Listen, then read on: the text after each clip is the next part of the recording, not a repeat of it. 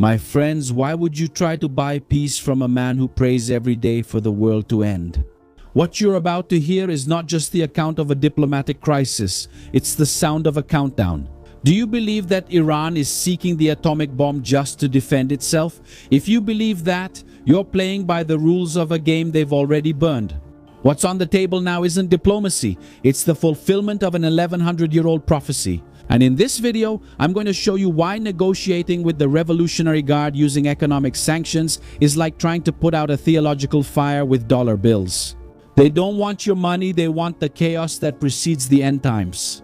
And by the end of this video, you'll understand why the Iranian regime is an existential threat, not just to Israel or the United States, but to the survival of the global order as we know it. Now let's shield your mind, because what I'm about to reveal now shows why the Iranian regime is an existential threat to the survival of the global order. Subscribe to the channel, turn on the notification bell, and leave a like. And this isn't about party politics, it's about the survival of the world. But hold on, before we talk about ballistic missiles and centrifuges, we need to talk about a man who disappeared in the year 868. Did you know that the foreign policy of a regional power is dictated by someone they believe has been hidden for more than a millennium? Who is the 12th Imam?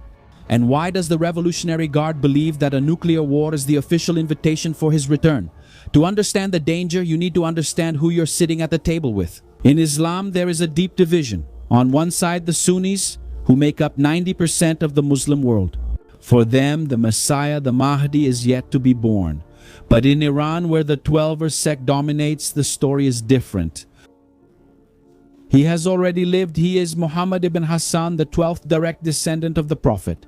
And he did not die, he entered a state of occultation.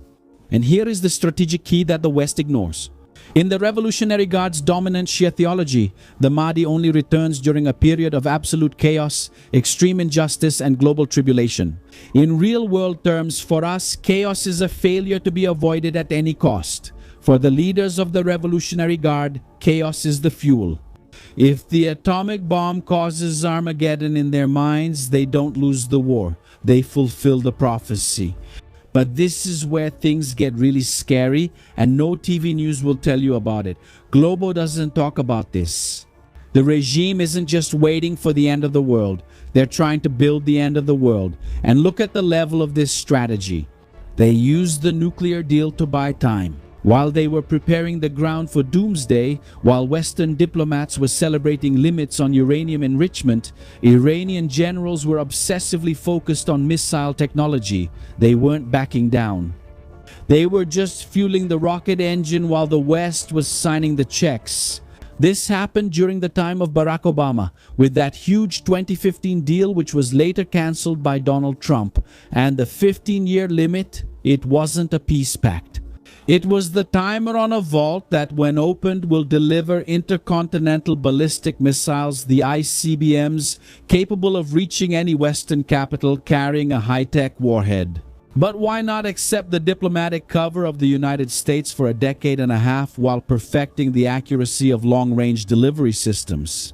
After that period, with uranium no longer restricted and the missiles ready, the scenario would be that of a doomsday weapon, in the hands of those who pray every day for the end of the world to be hastened. Unlike any other nation, including North Korea, Iran does not see the bomb as a deterrent. For the regime, the bomb is an instrument of execution. If you believe that the world must plunge into calamity for paradise to emerge, the nuclear weapon ceases to be an insurance policy and becomes the detonator for your ultimate goal. Imagine the scene. A Western diplomat sitting at the negotiating table. On one side, the American focused on next quarter's GDP, inflation, and tax exemptions. That's us. On the other side, a leader of the Revolutionary Guard focused on eternity. He mentions the name of Mahdi and adds, "May God hasten his reappearance." This is not just a line from a prayer. Understand this once and for all. It is a strategic objective. It is a state policy adopted by the Iranian regime. A country with laws, with an army, with fighter jets, with missiles, drones, promoting this policy so that the bomb can be built and ultimately detonated. You are trying to solve a theological problem with an economic tool, and those two things don't match. There is no sanction relief that will convince a man to give up his passport to paradise. The Revolutionary Guard, which holds the weapons and real power, does not act irrationally. They are perfectly logical within a belief system that the modern world refuses to understand. The Brazilian press never talked about this. They never explained the difference between us, Westerners, and the Iranians in the Revolutionary Guard. Now pay attention. There are 5 ways this conflict could end, and this is the most serious part, but 4 of them lead to the same dark fate. The first is the Iranian people taking back what is theirs. The second is continuous strategic bombing until someone is willing to negotiate for the prosperity of the nation. This is even limited by American laws. The third is a negotiated agreement where Iran gives up its nuclear material. And that's an absolute fantasy now that you understand how the Ayatollah's minds work. And the fourth is for the West to declare a false victory, to kick the can down the road for another 10 years and leave it for the next generations to solve. And don't forget, the next generation is our children. And I would say that's one of the worst options out there. Now there's a fifth option. It's for us to keep living our lives ignoring theology and whistling past the graveyard, until a mushroom cloud appears over Jerusalem, Riyadh, New York, or even Sao Paulo or Rio de Janeiro. The strategy needs to change, my friends, because their reality is not going to change. And if you understand the gravity of this, now is the time for you to act. First, by sharing this video with your friends so they can also understand the Iranian mentality. And at the time of this video's recording, Trump presented the world with the final move against Iran. If this doesn't work, we're going to have a problem. So, let's hope for the best. Let's hope that Trump has the wisdom to bring this regime down, and that something less threatening to our existence is put in its place by the Iranian people themselves. Now understand one thing. What I've presented here is just the outer layer of a belief system that most people don't have the courage to talk about here. In fact, it's dangerous. You're dealing with extremely reactive forces. There is a limit, an invisible barrier imposed by this system that surrounds us, which decides how much truth can be spoken before you're silenced. I've posted several videos in the past few weeks that tanked. They simply don't reach the people they need to because they're dealing with sensitive topics. And that's why your spirit demands more than just the surface. And now I invite you to cross this border with me on our uncensored platform, Outside the Bubble.